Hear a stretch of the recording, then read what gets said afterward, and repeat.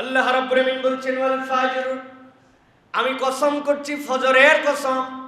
আব্দুল্লাহ ইবনে আব্বাস রাদিয়াল্লাহু তাআলা আনহু বলছেন, এই ফজরের কসম দ্বারা আল্লাহ মুহররমের 1 তারিখের মূলত কসমের কথা বলেছেন, যেহেতু ইসলামী ক্যালেন্ডারে চন্দ্রবর্ষ হিসাবে আল্লাহ রাব্বুল আলামিনের কাছে যেই বর্ষের গণনায় ঈমানদারেরা ইবাদত বন্দেগী উপস্থাপন করে, রমাদান যেরকম তার একটি মাস, জিলহজ যেরকম তার একটি মাস, প্রত্যেকটি মাসের হিসাব সে রাখে, যেরকম আল্লাহ রাব্বুল আমিন ওয়াল ফজর দ্বারা প্রভাতের কসম করেছেন। হযরতে আব্দুল্লাহ ইবনে আব্বাস বলছেন, এর দ্বারা আল্লাহ মুহররমের প্রথম দিবসের কসম করেছেন। এরপরে আল্লাহ রাব্বুল আমিন বলছেন ওয়ালায়ালিন আশর, আর আমি রাব্বুল আমিন কসম করলাম 10টি রাতের। মুফাসসিররা বলছেন এই 10 রাত এমন প্যাকেজের রাত, যেই রাতের ব্যাপারে কিছু জয়ীফ হাদিস এসেছে যেইগুলার সনদ নিয়ে মন্তব্য আছে, কিন্তু সেই জায়গাতে অনেক হাদিসের মধ্যে সমন্বয় করার পরে বোঝা যায় কদরের রাত্রের যেরকম ফজিলত, আল্লাহ রাব্বুল আমিন এই 10 রাত ঈমানদারদের জন্য একই রকম ফজিলত পূর্ণ করেছেন। আল্লাহ রাব্বুল আমিন বলছেন ওয়ালায়ালিন আশর, তোমাদের জন্য 10 রাতের কসম। আল্লাহ রাব্বুল আমিন এরপরে বলছেন ওয়াশ-শাফঈ ওয়াল ওয়াতর। অধিকাংশ মুফাসসির বলছেন, যদিও শাফউন মানে এই জায়গাতে জোড়া আর বিতির মানে বেজোড়, কিন্তু আল্লাহ রাব্বুল আমিন ওয়ালায়ালিন আশর যেটা বললেন তোমাদের জন্য 10 রাতের কসম, ওই 10 রাতের মধ্যে থেকেই জোর এবং বেজোরের কথাও বলেছেন। আব্দুল্লাহ ইবনে আব্বাস বলছেন, মুসলিম শরীফের একটা হাদিস ওইটার সাপোর্টে আছে। আল্লাহ নবী সাল্লাল্লাহু আলাইহি সাল্লাম বলছেন ওয়ালায়ালিন আশর বলার পরে ওয়াশ-শাফঈ ওয়াল ওয়াতর বলা হলো। শাফউনটা হচ্ছে তোমাদের জন্য জোড়, ওই জোড়টা হচ্ছে কুরবানির রাত, আর বিতিরটা হচ্ছে তোমাদের জন্য আরাফাতের রাত। আল্লাহ কেবল 10 রাতের কথাই বলেন নাই, এর মধ্যে কুরবানির দিবস এবং এর মধ্যে যে আরাফাতের দিবস 9 জিলহজ, সেইটাকেও আলাদাভাবে কসমের হিসাবে উল্লেখ করেছেন। আল্লাহ রাব্বুল আমিন এরপরে বলছেন হালফি ওয়াল লাইলি ইযা ইয়াসর, এরপরে পঞ্চম কসম তোমাদের জন্য, রাত যখন চলে যায়, রাত যখন বিদূরিত হয়ে যায়, ইয়াসর মানে চলাফেরা করা, রাত ছিল সেটা আস্তে আস্তে করে দিনের মধ্যে প্রবেশ করছে। এর দ্বারা 3-4 ধরনের মন্তব্য পাওয়া যায়। তার অন্যতম একটি হচ্ছে এই 10 রাত তো রাতই, ওয়ালায়ালিন আশর, আশর কোন সময় আপনার এই রাতটা যখন চলে যাচ্ছে, কোন সময় ওয়াল্লাইলি ইযা ইয়াসর, যখন প্রভাত হওয়ার আগ মুহূর্ত, ওই মুহূর্তটাই ফজর হয় নাই, কিন্তু রাতের শেষ ভাগ তাহাজ্জুদের ওয়াক্ত। আল্লাহ বুঝাতে চান ওই তাহাজ্জুদ তথা রাতের শেষ অংশ থেকে যে ফজর পর্যন্ত, ওইটা ঈমানদারদের জন্য আলাদা দামি অংশ। কোনো ঈমানদার পুরা রাত 12 মাস শুয়ে শুয়ে কাটাবে না, বরং শেষ রাত্রে ওই ফজরের সময় উঠবে, তার কিছু আগে ওঠে আল্লাহর কাছে কায় মনোবাক্যে ফরিয়াদ করবে। সারা দিন বান্দা চায়, আর ওই সময় আল্লাহ বান্দার কাছে জিজ্ঞাসা করেন, উল্টো বান্দা তুই না সারাদিন রিজিকের তালাশ করেছিলি, ক্ষমা প্রার্থনা করেছিলি, কিন্তু আমি এখন রব প্রথম আসমানে এসে তোমাদের কাছে বলি, কেউ কি নাই যার ক্ষমা লাগবে আমার কাছে চাও, কারো কি দরকার আছে কিনা রিজিক আমার কাছে চাও, আমি আল্লাহ দেওয়ার জন্য রেডি আছি। আল্লাহ তাআলা এই জন্য 5টা কসম করলেন, ওয়াল ফাজরি ওয়া লায়ালিন আশরি ওয়াশ-শাফঈ ওয়াল ওয়াতর ওয়াল লাইলি ইযা ইয়াসর। আল্লাহ এরপরে বলছেন হাল ফি যালিকা কসামুল লিযি হিজর।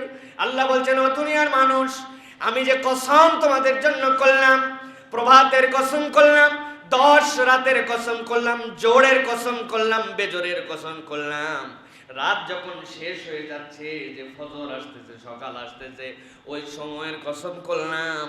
এরপরে আমি তোমাদের কাছে একটু জিজ্ঞাসা করতে চাই, হাল ফি যালিকা কসামুল লিযি হিজর, এই কসমগুলার মধ্যে কি আকলওয়ালাদের জন্য, হিজিরওয়ালাদের জন্য, বুদ্ধিমানদের জন্য কোনো ইশারা কি নাই? আল্লাহু আকবার। আল্লাহ নিজে বলছেন হাল ফি যালিকা কসামুল লিযি হিজর, হিজরের আরেকটা আরবি হচ্ছে আকল। আল্লাহ বলছেন যাদের কাছে বলে দিলাম উষার প্রভাতের কসম, 10 রাতের কসম, জোড়ের কসম, বেজোরের কসম, রাত যখন শেষ হয়ে ফজর হয়, সেই সময়ের কসম এইগুলা কি তোমাদের মুখস্থ বাণী?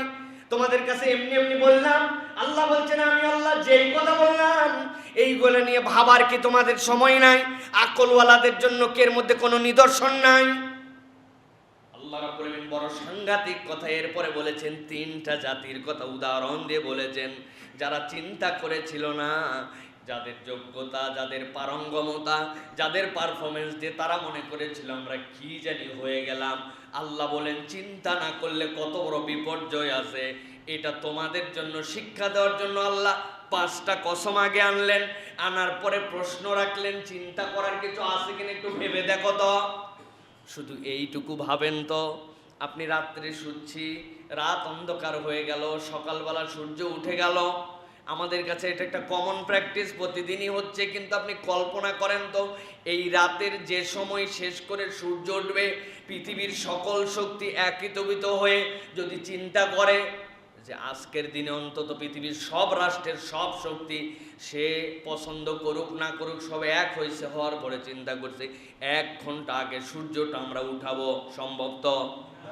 কেন সম্ভব না? কেন? পারমাণবিক বোমা আছে, পারমাণবিক বোমা আছে আমাদের হাতে, প্রযুক্তি আছে আমাদের হাতে, স্যাটেলাইট আছে আমাদের হাতে, পারবো না? 1 মিনিট আগে সম্ভব নয়। আল্লাহ বলছেন একটু ভেবে দেখবি না বান্দা? এই রাতটাকে চলতে চলতে দিনের মধ্যে কে ঢুকায় দেয়, আবার দিনটাকে চলতে চলতে রাতের মধ্যে কে ঢুকায় দেয়, তোমার ক্ষমতার কোনো শেষ নাই। তুমি আয়রন ডোম বানাইছো, যত বড় বড় রকেট তোমাকে মারুক আসমানের মধ্যে ধরে ধরে সেখানে তুমি শেষ করে ফেলতেছো, এত ক্ষমতা তোমার। ব্যালিস্টিক ক্ষেপণাস্ত্র দিয়ে তুমি দুনিয়াকে কাঁপায় রাখছো, কোন দিকে কোনটা তাক করে দিয়ে রাখছো। আল্লাহ বলছেন ও বান্দারে, এই যে ব্যালিস্টিক ক্ষেপণাস্ত্র, এই যে তোমার প্রযুক্তি, এই যে তোমাদের যা কিছু সব মহাশূন্যের ওই উপরে স্যাটেলাইটটা স্থাপন করা আছে, ওইটার সাথে কানেক্ট হয়ে সবগুলার কানেকশন। কিন্তু বান্দা একবার ভাবলো না যে নির্দিষ্ট একটা গ্র্যাভিটি পার হওয়ার পরে, মহাকাশে যাওয়ার পরে কেমনে ওইটার নিচেও আসে না উপরেও আসে না, ওই লেয়ারে ভাসে কেমন করে, এরকম গ্র্যাভিটি তুমি নিজে একটা বানাও তো। বান্দা কত পাওয়ার! আমি স্যাটেলাইট উড়াইছি, বঙ্গবন্ধু স্যাটেলাইট উপরে চলে গেছে, বাংলাদেশ আসমানে উঠে গেছে, তাই না? আসমানে উঠছে ঠিকই, কিন্তু আগে ক্ষমতাটার মানদণ্ড নিজেকে অনুভব করতে হবে। কার আসমানে উড়ালাম আর কার বাতাসে সেইটাকে রেখে আসলাম। ওই আল্লাহকে চিনলে আপনার মর্যাদা বাড়বে, আর ওই আল্লাহকে না চিনলে আপনার পরিণতি ফেরাউনের মতো হবে। আল্লাহ রাব্বুল আলামিন এই জন্য বলছেন আলাম তারা কাইফা ফাআলা রাব্বুকা বিআদ। আল্লাহ বলছেন বান্দা, আকলওয়ালাদের কাছে জিজ্ঞাসা করলাম কসমের মধ্যে তোমাদের জন্য কোনো শিক্ষা আছে কিনা। আল্লাহ বলছেন এবার 3টা উদাহরণ দিয়ে শিক্ষাটা বুঝাই দেই, হাতে কলমে ধরাই দেই তোমাদের কাছে। আল্লাহ বলছেন আলাম তারা কাইফা ফাআলা রাব্বুকা বিআদ। হুদ আলাইহিস সালামের জাতি, আদ জাতি, তাদের কথা আল্লাহ বলছেন আমি যে আদ জাতির সাথে কি করেছিলাম আপনার কাছে খবর আছে নাকি? মক্কার লোকেরা আদ জাতির গল্প জানতো, পাওয়ার দেখিয়েছিল, গরম দেখিয়েছিল, তাদের থেকে শারীরিক শ্রেষ্ঠ অঙ্গ প্রত্যঙ্গের বাহাদুরি, এইরকম ভাবে হিম্মতওয়ালা জাতি কমই সৃষ্টি করা হয়েছিল। হুদ আলাইহিস সালাম যতই ভয় দেখান, উল্টা তারা উল্টারও ভয় দেখায়। সামুদ জাতি তো আরো এক ধাপ আগায়া বলছে এদিকে আসো, পাহাড়টা কিসের দেখো তো, বলে এটা তো পাথরের পাহাড়। বলে এই পাটা কিসের? বলে এটা মানুষের। তো দেখো তোমারে কি দেখাই, কিসের ভয় আমাদেরকে দেখাও। পাহাড়ের উপরে যাই গোড়ালি দিয়ে মারছে, গোড়ালি দিয়ে মারার পরে ওই হাঁটু পর্যন্ত ওই পাথরের মধ্যে ঢুকে গেছে, কি রকম শক্তিশালী। বলে তোমার আল্লাহরে বলো বাতাস পাঠায় নাকি আমাদেরকে শেষ করবে। আমরাও দাঁড়ায় গেলাম বুক দিয়া। আল্লাহ বলতেছেন বাহাদুরি ভালো নয়। আল্লাহ রাব্বুল আলামিন এমন বাতাস পাঠালেন, পৃথিবীতে অন্য কোন জাতিকে আল্লাহ এইভাবে ধ্বংস করেন নাই। 7 দিন আসমানে ঘুরাইছেন শুধু, এরপরে ঠেকনায় মারছেন আল্লাহ।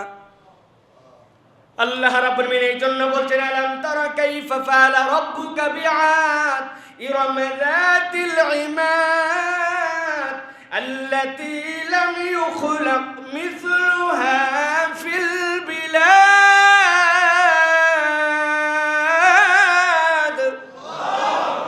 আল্লাহ বলছেন ও দুনিয়ার মানুষ, আমি রব্বুল আলামিন তোমাদের জন্য বললাম আলাম তারা কাইফা ফাআলা রাব্বুকা বিআদ, জাতি আর নাই।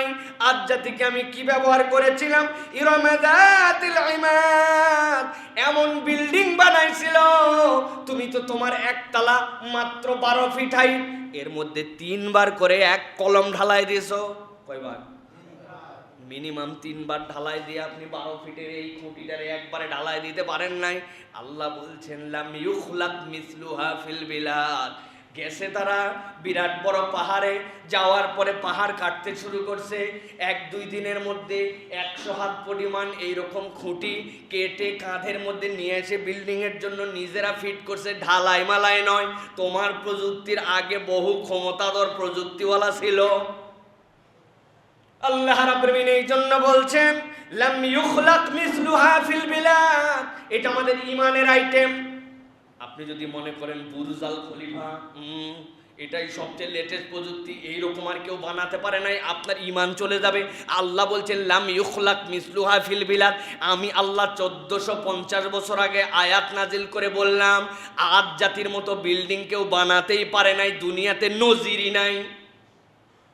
আল্লাহ রাব্বুল আলামিন বলছেন ও বান্দারে, আমি আল্লাহ রাব্বুল আলামিন এরপরে তোমাদের জন্য জানাচ্ছি ওয়া সামুদাল্লাযীনা জাবুস সাখরা বিল ওয়াদ।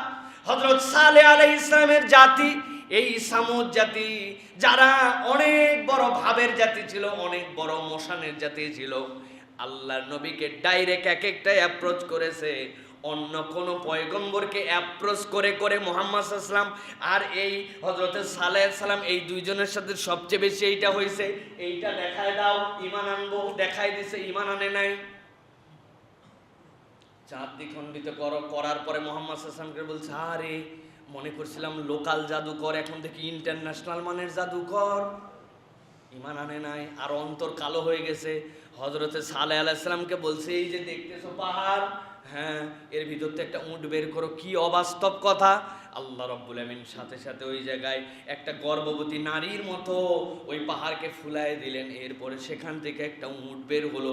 উটটার সাইজ এত অবাস্তব ছিল, ওইটা দেখার পর ওরা ভয় পেয়ে গেছে, মুখ হা করলে মনে পুরো সবাইকে খেয়ে ফেলবে।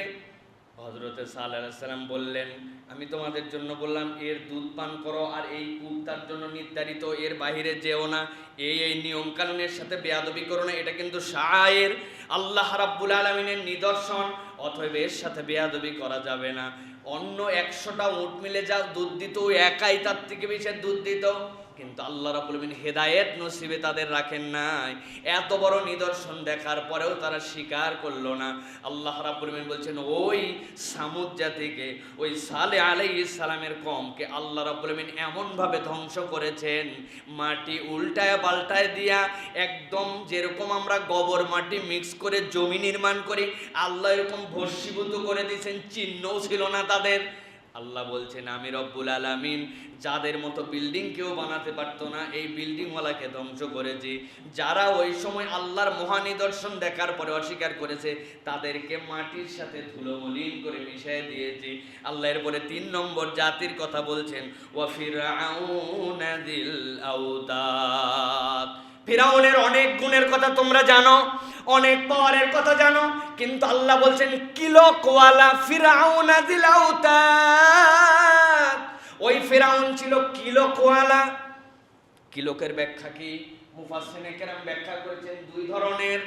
এর আগ পর্যন্ত পৃথিবীতে যত জাতি ছিল প্রত্যেকেই আস্তে আস্তে করে তাবু বিদ্যাতে পারদর্শী হয়েছিল। কোথাও যুদ্ধ করতে গেলে তাবু টানাতে হতো, কিন্তু ফেরাউনের আগে কেউ তাবু আটকানোর জন্য লোহার কিলক, লোহার যে প্যারেক, এইটার পদ্ধতি আর কেউ আবিষ্কার করে নাই। অন্যরা মরুভূমিতে যাইতো, ঝড় উঠতো, তাদের তাবু এলোমেলো হইতো, কিন্তু ফেরাউন কিলক আবিষ্কার করলো। এখন পর্যন্ত সেটা চলমান দুনিয়াতে। চারিদিক দিয়ে তাবু টানানোর পরে কিলক যখন গেড়ে দিত, এমন ভাবে গেড়ে দেওয়া হতো হাজার বাতাসের পরে ওই তাবু উঠতো না। এটা একটা ব্যাখ্যা। আল্লাহ এই জন্য বলেছেন ওয়া ফিরআউনা যিল আওতাদ। আরেকদল মুফাসসির বলছেন ফেরাউনকে কিলকওয়ালা বলার কারণ তার বাহিনীটা এত বড় ছিল, দুনিয়াতে ইতিপূর্বে এত বড় বাহিনী, সেনাবাহিনী নিয়ে কেউ ঘুরতো না।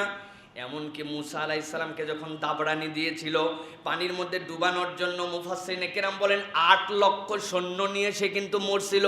শুধু ফেরাউনের ডুবনির কথা জানি, বাকি 8 লক্ষটা আমরা জানি না, এগুলো সব চুবে মরছে। এত বড় বাহিনী, যেখানে যাওয়ার পরে তাবু গাড়তো, ডান বাম সব দিক তাবু আর তাবু। তাকে যুদ্ধ করে জয় করতে হতো না, তার বাহিনী দেখে ভীত সন্ত্রস্ত হয়ে কেউ তার সামনে আসতো না। আল্লাহ রাব্বুল আলামিন বলছেন, ও ফিরআউন দিল আওতাদ আল্লাযীনা তাগাউ ফিল বিলাদ। আমি আল্লাহ তোমাদের কাছে বললাম আইমাদের কথা, আমি আল্লাহ তোমাদের কাছে বললাম সামুদের কথা, আমি আল্লাহ তোমাদের কাছে বললাম ফেরাউনের কথা। আল্লাহ বলছেন প্রত্যেকের মূল সমস্যা ছিল আল্লাযীনা তাগাউ ফিল বিলাদ, এই দুনিয়ার বুকে তারা আল্লাহর দ্রোহিতায় শামিল হয়েছিল। তাফসীরের মধ্যে এসেছে সামুদ জাতি তাদের অঙ্গসংস্থ সূরা আরাফের মধ্যেও আছে। আল্লাহ রাব্বুল আলামিন তাদেরকে কি পরিমাণ হিম্মতওয়ালা বানিয়েছিলেন। তারা গর্ব করলো আমাদের মতো কেউ দুনিয়ায় আছে নাকি? বেটা তোমাদের মতো দুনিয়াতে কেউ নাই, কিন্তু তুমি কি তোমাকে বানাইছো নাকি? তুমি তো তোমাকে বানাও নাই, তোমার রব তোমাকে বানাইলেন, তোমার রব তোমাকে সৃষ্টি করলেন। এই রবকে ভুলে গেল সামুদ জাতি, ভুলে গেল হযরত সালেহ আলাইহিস সালামের জাতি, ভুলে গেল ফেরাউন, ভুলে গেল এত বড় বাহিনী। আনা রব্বুকুমুল আলা বলতে বলতে বলেই ফেললো তো যে আমার থেকে বড় আবার রব আছে নাকি? কি উল্টাপাল্টা কথা বলো। আল্লাহ রাব্বুল আলামিন বলছেন আল্লাযীনা তাগাউ ফিল বিলাদ ফাকসারু ফিহাল ফাসাদ। এই মানুষগুলা কেবলমাত্র খোদাদ্রোহিতায় নিমজ্জিত হয় নাই, এই মানুষগুলা দুনিয়ার বুকে ফাসাদ সৃষ্টি করে ফেললো। জোর যার মুল্লুক তার এই পদ্ধতি কায়েম করে ফেললো। ক্ষমতা আছে আমার, পাওয়ার আছে আমার, যা ইচ্ছা তাই করতে পারি। তুমি আমার বিরোধী পক্ষ, তোমারে জেল জুলুম দিতে পারি, ভুয়া মামলা দিতে পারি, মিথ্যা মামলা দিতে পারি, বানানো সাক্ষী দিতে পারি, চাইলে তোমারে শেষ করে দিতে পারি। কি দাঁত মুখ ফাটায় দিতে পারি, চেয়ার দিয়ে বাড়াইতে পারি, আমার ইচ্ছা আমার দেশ, তাই তো নাকি? আল্লাহ রাব্বুল আলামিন বলছেন ভালো করে বোঝো। 5টা আগে তোমাদের কাছে চিন্তার শক্তি দেওয়ার জন্য 5টা কসমের কথা বললাম। এরপরে জিজ্ঞাসা করেছি তোমাদের কাছে আলাম তারা কাইফা ফাআলা বিরাব্বিকা ফিআদ। আল্লাহ রাব্বুল আলামিন বলেন আদ জাতির সাথে কি করেছিলেন, সামুদের সাথে কি করেছিলেন, ফেরাউনের সাথে কি করেছিলেন, অপরাধ কি ছিল তাদের। আল্লাযীনা তাগাউ ফিল বিলাদ ফাকসারু ফিহাল ফাসাদ। 2টা অপরাধ। আল্লাহকে আর মানতে চাই নাই, মনে করছে আমার আর কবরে যাওয়া লাগবে না, দুনিয়া ছাড়া লাগবে না, আমার পাওয়ার আর পাওয়ার, আমার ক্ষমতা আল্লাহ রাব্বুল আলামিনের হুকুম থেকে নিজেকে সরায় নিয়েছে। আল্লাহ রাব্বুল আলামিন বললেন তাদের জন্য আমি কি দিলাম, ফাকসারু ফিহাল ফাসাদ ফাসাব্বা আলাইহিম রাব্বুকা সাওতা আযাব। বেশি কিছু করতে হয় নাই। আল্লাহ রাব্বুল আলামিন যখন যাকে যা দিয়ে আযাব পাঠানো লাগবে আল্লাহ তখন তাই দিয়ে তাকে ধরে দিয়েছে। যখন যাকে যা দেওয়া লাগবে তখন তাই দিয়ে ধরাইছেন। ফেরাউন তো ওরে বাবা উল্টা পাওয়ার দিয়ে বলছে আমার পাওয়ার দেখছিস, এই পারে যেন কোনো ঝামেলা না হয়, এই জন্য ওই পারে যাই ওদেরকে মারবো, এই জন্য রাস্তা পর্যন্ত করে দিছি। আল্লাহ বলেন নামে দেখ, সবগুলো মিলে নাম ছিল। নামার পরে 8 লক্ষ এক জায়গায় শেষ। মুসা আলাইহিস সালামের কওমের একটা তলোয়ারের ধার পর্যন্ত নষ্ট হয় নাই, একটা তীরকে তুন থেকে বের করতে হয় নাই, একটা থুতু তাদের দিকে মারতে হয় নাই। আল্লাহ রাব্বুল আলামিন ডুবায় শেষ করে দিয়েছেন। বাতাস নিয়ে আসছেন কওমে নূহ, কওমে সালেহ, তাদেরকে ধ্বংস করার জন্য আল্লাহ রাব্বুল আলামিন নবীদের সাথে যুদ্ধও করার আগে নাই, বাতাস দিয়ে শেষ করে দিয়েছেন। আল্লাহর সৈনিক পাঠায় আসমানে উড়ায় উড়ায় রাখছে আগে 7 দিন। দেখ বলছিলি না হাঁটু গেড়ে দিয়ে কাঁধের সাথে কাঁধ দিয়ে বলছিলি পারলে আসো, আল্লাহ বলছেন দেখ কেমন পারাপারি, আগে 7 দিন উপরে ঘোর, উপরে ঘুরাইয়া উড়াইয়া তারপরে ঠেকনায় মারছেন। ওই আল্লাহ তো এখন বয়স হয়ে গেছে, এখনো পারেন তো উনি নাকি?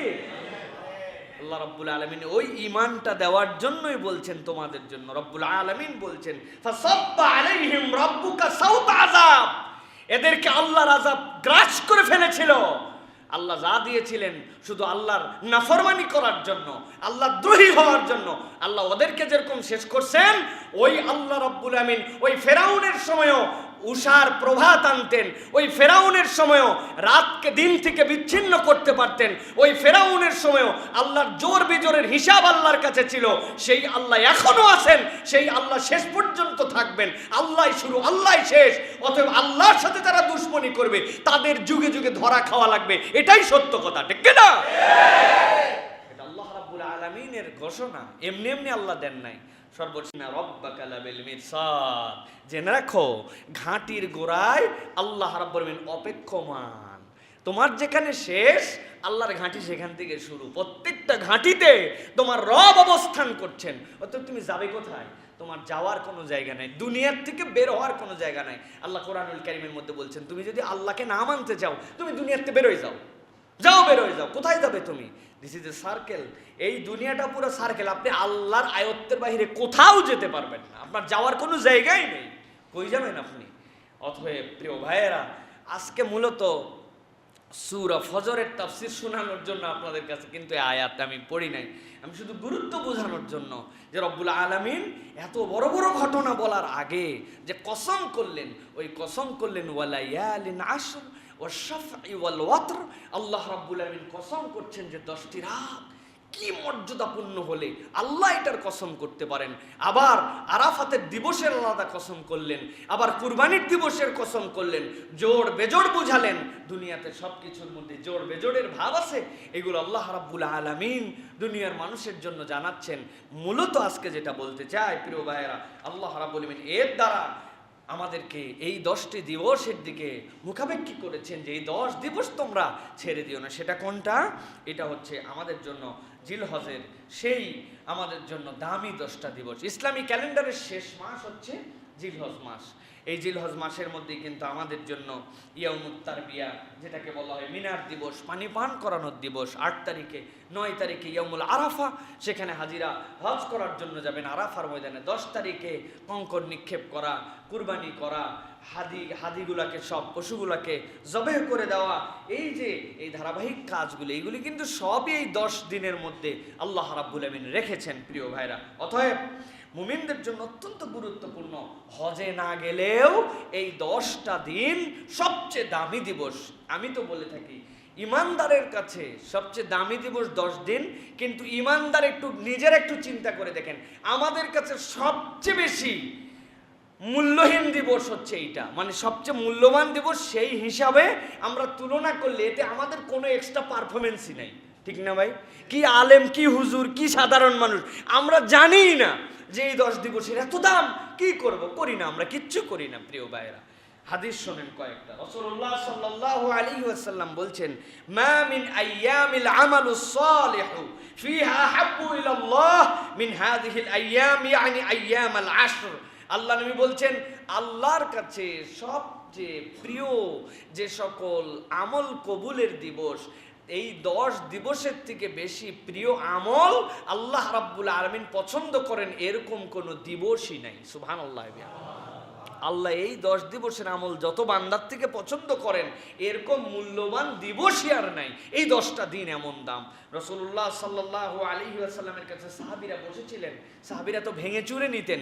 সাহাবীরা বললেন, ক্বালু ইয়া রাসূলুল্লাহ ওয়ালাল জিহাদু ফি সাবিলিল্লাহ, আল্লাহর রাস্তায় জিহাদ, সামনে শত্রু, আল্লাহর দ্বীন রক্ষার জন্য, দেশ রক্ষার জন্য, জিহাদ করার জন্য, নিজের জীবন কুরবান করার জন্য আল্লাহর রাস্তায় জিহাদ, এর থেকেও আল্লাহ নবী সাল্লাল্লাহু আলাইহি ওয়াসাল্লাম বলেন, ওয়ালাল জিহাদু ফি সাবিলিল্লাহ, আল্লাহর রাস্তায় জিহাদ করার থেকেও এই 10 দিনের আমল আল্লাহর কাছে প্রিয়। তবে রাসূলুল্লাহ সাল্লাল্লাহু আলাইহি ওয়াসাল্লাম বললেন, ইল্লা রাজুলুন খারাজা বিনাফসিহি ওয়া মালিহি ফালাম ইয়ারজা মিন যালিকা বিশাইন। তবে তার কথা ভিন্ন, যে ইতিমধ্যে বেরিয়ে গেছে, তার জীবন নিয়ে, তার মাল নিয়ে যুদ্ধের ময়দানে চলে গেছে, তার হিসাব তো ভিন্ন, সে এক্সেপশনাল।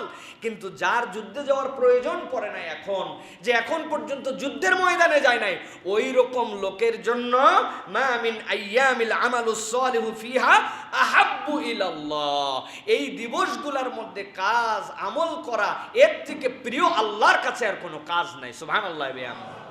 তাহলে এই 10 দিবসের গুরুত্ব তো আমরা একটু হলেও অনুভব করতে পারছি যে রাসূলুল্লাহ সাল্লাল্লাহু আলাইহি সাল্লাম এমনি এমনি বলেন নাই, কোরআনুল কারীমের মধ্যে এমনি এমনি আসে নাই। রাসূলুল্লাহ সাল্লাল্লাহু আলাইহি সাল্লাম বলছেন দুনিয়ার শ্রেষ্ঠ আমলের দিন কোনটা? আফদালু আইয়ামিদ দুনিয়া আল আশরু ইয়ানি আশরা যিল হিজ্জা। আল্লাহ নবী বলছেন আল্লাহর কাছে সর্বশ্রেষ্ঠ দিবস 10টা, সেই 10 দিবস হচ্ছে জিলহজের 1 থেকে 10 তারিখ পর্যন্ত। রাসূলুল্লাহ সাল্লাল্লাহু আলাইহি সাল্লাম এই দাম, এই গুরুত্ব জিলহজ মাসের জন্য দিয়েছেন। প্রিয় ভাইরা, অতএব আমরা বলবো যে আমাদের সামনে যে মাস আসবে জিলহজ, এটার জন্য আমাদের একটু প্রস্তুতি দরকার মানসিকভাবে। এর প্রথম প্রস্তুতির কথা বলেছি, যারা কুরবানি করব আমরা, এই কুরবানির নিয়ত যাদের রাসূলুল্লাহ সাল্লাল্লাহু আলাইহি ওয়াসাল্লাম তাদের জন্য নখ এবং এই গফ চুল এইগুলা কাটতে নিষেধ করেছেন। এর আগে চাঁদের আগে প্রস্তুতি নিব, নেওয়ার পরে এই 10 দিন কুরবানি পর্যন্ত এরপরে কি আমল করতে পারি আমরা। প্রিয় ভাইয়েরা, প্রথম কথা হচ্ছে 4টা আমল এই 10 দিনে কখনোই আমরা ছাড়বো না। একটু হলেও নফল সালাত আদায় করব, একটু হলেও আমরা এর মধ্যে দান সাদাকা করার চেষ্টা করব, একটু হলেও কোরআন তেলাওয়াত করব। আর এর মধ্যে যে সকল সোম বৃহস্পতি পাবো অথবা অন্য দিন পাবো, এই দিবসগুলোর মধ্যে আমরা সিয়াম পালন করব। আর আরাফাতের দিবসের সিয়ামটা আমরা মিস করব না। এই 4টা কাজ যদি করি আমরা কন্টিনিউ, প্রতিদিন 4 রাকাত 6 রাকাত, এটার জন্য আমার বাদ মাগরিব সুন্নত পড়ার পরে চলেই যাচ্ছিলাম, একটু নফল 2 রাকাত পড়লাম, এশার পরে 2 রাকাত পড়লাম, ফজরের একটু আগে উঠলাম, উঠে ওই সময় একটু 2 রাকাত বেশি পড়লাম, 2-1 দিন তাহাজ্জুদের জন্য একটু দাঁড়ালাম, একটু হলেও আমি আমল করলাম, একটু হলেও দান সাদাকা করব। প্রত্যেক দিন যে আল্লাহ এই 10 দিনের অনেক মূল্য, আমি আমার পক্ষ থেকে যতটুকু সামর্থ্য একটু সাদাকা করার চেষ্টা করছি। তেলাওয়াত 10 মিনিট 20 মিনিট আধা ঘন্টা তেলাওয়াত আমাকে করতে হবে, অন্তত 2-4 পাতা তেলাওয়াত করতেছি এই দিবসগুলোকে টার্গেট করে। এটা আল্লাহ এবং আল্লাহ রসুল আমাকে জানিয়েছেন। আর আপনি সিয়াম কিছু পালন করেন, এক্সট্রা সিয়াম সোমবার বৃহস্পতিবার, তো এর মধ্যে পাবোই 2টা কমসে কম, আরাফাতের সিয়ামটা যেন আমার মিস না হয়। এরকমভাবে যদি আমরা করতে থাকি, আর কতগুলো বিষয় যদি খেয়াল রাখি, জিকির করা, দোয়া করা, ইস্তেগফার করা, নফল নামাজ, নফল সিয়াম, তিলাওয়াত, দান সাদাকা, পরোপকার, মানুষের জন্য কল্যাণ চেতনা, এই কাজগুলি আমরা আমাদের জীবনের সাথে সম্পৃক্ত হতে পারি। আর এই 10 দিন আরেকটা প্র্যাকটিস আমরা আমাদের জীবনে নিব, যে এখন থেকে আমরা হাসি মুখের মানুষ হব। মানুষের সাথে কালো মুখ করে, বেজার মুখ করে, রাগত স্বভাবে, উদ্ধত আচরণে, অহংকারের বহিঃপ্রকাশে আমি আর কথা বলবো না। এই 10 দিন আমি একটা প্যাকেজের মধ্যে ঢুকছি, যে হাজার বিরক্তি আছে, ক্ষুধা আছে পেটের মধ্যে, স্ত্রীর সাথে রাগারাগি আছে, সন্তানের সাথে অনেক মিসআন্ডারস্ট্যান্ডিং আছে, ব্যবসায় লস আছে, নানান ধরনের সমস্যা আছে। তারপরেও এক ভাইয়ের সাথে আরেক ভাইয়ের দেখা হলে আমি আমার সাধ্যের ধৈর্যের পারফরমেন্স দিয়ে তার সাথে সুন্দর মুখে কথা বলবো। কেউ যদি কোনো ভাইয়ের সাথে সুন্দর মুখে কথা বলে, এইটা একটা কবুল সাদাকা হিসেবে তার আমল নামায় লেখা হয়ে যাবে।